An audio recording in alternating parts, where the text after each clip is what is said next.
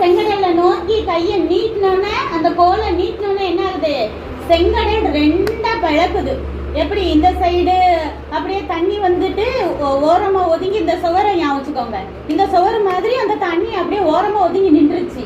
அந்த சுவர் மாதிரி என்னாச்சு, அந்த பக்கம் தண்ணி ஓரமா ஒதுங்கி நின்றுது. நடுவுல பாதை இருக்கும்.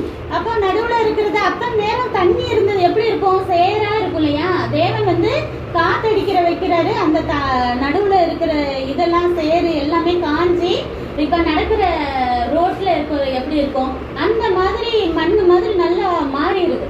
அப்ப என்ன செய்யறாங்க? தேவன் வந்து அந்த பாதை வழியா கடந்து போக சொல்றாரு இஸ்ரேல் ஜனங்கள். இஸ்ரேல் ஜனங்களுக்கு அதை பார்த்தா எப்படி இருக்கும்? நீங்க எங்கேயாவது அப்படி பாத்திருக்கீங்களா? கடல் கலந்து அப்படி பாத்திருக்கீங்களா? பார்த்ததே கிடையாது இல்லையா? பாத்திருக்கீங்க? அப்படியா? கனவுலையா? தரிசனத்துல பாத்திருக்கீங்களா? சரி.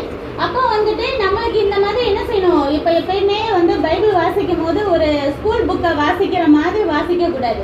அப்படியே வாசிக்கும் போது கொஞ்சம் கொஞ்சமா நம்ம இமேஜின் பண்ணிட்டே வரணும். நம்ம மோசை மாதிரி நிக்கிற மாதிரி, அப்ப நடுவுல இப்ப கடல்லாம் கலக்கிற மாதிரி, அப்போ கோள் வந்து பாம்பா மாறுற மாதிரி எல்லாமே இமேஜின் பண்ணிக்கிட்டே இருந்தாதான் நம்மளுக்கு ஸ்டோரி ஞாபகம் இருக்கும்.